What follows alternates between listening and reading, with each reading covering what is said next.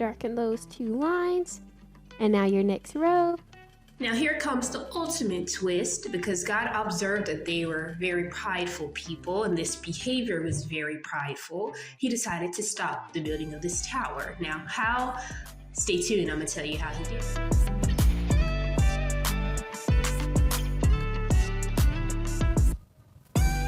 Got it? Now, as Nimrod began his reign, he and his followers, they had one overriding goal for their new territory. They wanted to ensure the security of their community by building a prestigious landmark to make a name for themselves. Now, we can see this in Genesis 11, verse 4. It says, "Then they said, 'Come, let us build ourselves a city with a tower that reaches to the heavens, so that we may make a name for ourselves. Otherwise, we will be scattered over the face of the whole earth.'" Okay, now your window here.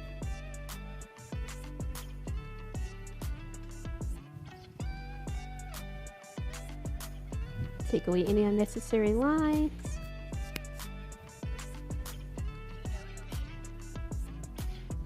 Your last three down here.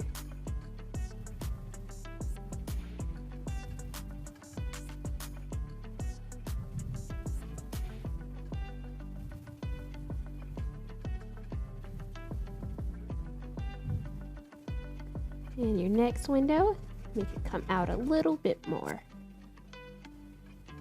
Now, this entire story of the Tower of Babel can be found in Genesis 11, verse 1 through 9. Kind of a short passage, it's only about 8 verses, but we'll kind of read that off to you so you can understand the story a bit better. As people moved eastward, they found a plain in Shinar and settled there. They said to each other, "Come, let's make bricks and bake them thoroughly." They used brick instead of stone and tar for mortar.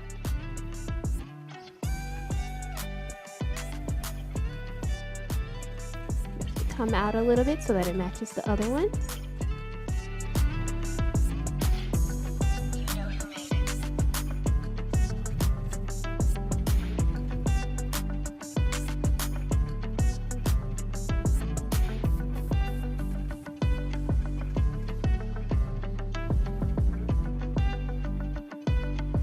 Take all these unnecessary lines from around this window.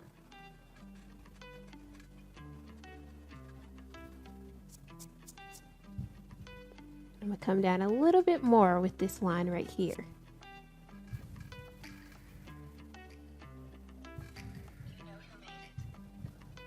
Okay, that should be all your windows should be darkened.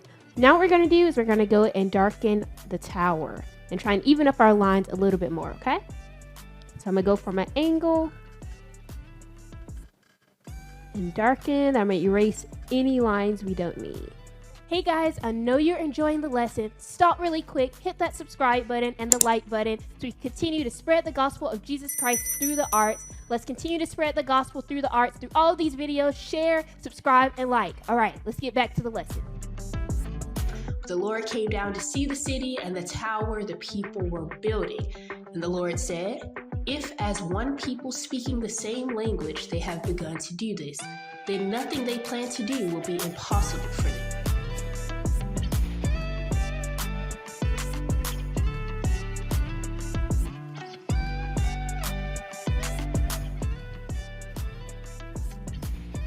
Okay, now you're going to do your right side.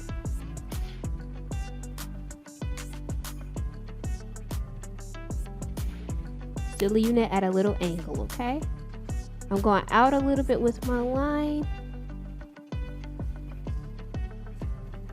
Okay, you're going to make sure that bottom curves out, okay? All right, now you're going to go back and you're going to erase any unnecessary lines. Now we go back to my other pencil.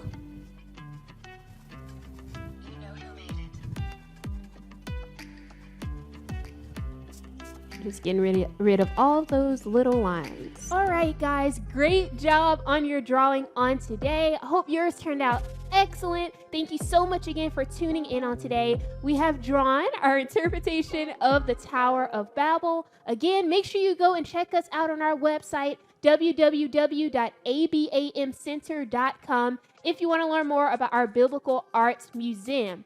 And if you are an artist wanting to sell your artwork, go to Wood, which is WOOD, prosper.com and start earning today. Again, thank you so much for tuning in on today. And if you want to avail yourself to all of our books, How to Get Answers Every Time You Pray for Visual Artists, you can see that on abamcenter.com as well. Thank you guys so much for tuning in. I hope to see you guys again next Tuesday, 2 p.m. CST. Thank you so much. Again, God bless, stay encouraged, and don't give up on God's calling for your life.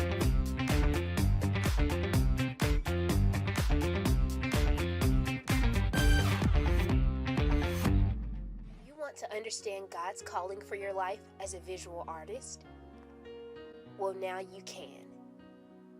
Zoe Hoffman's book entitled How to Get Answers Every Time You Pray for Visual Artists, which is inspired by Apostle Dr. Ludi L. Hoffman's book, How to Get Answers Every Time You Pray, The Power of Partnership, you will be guided through what needs to be done in order to properly stay in God's will for your life as an artist.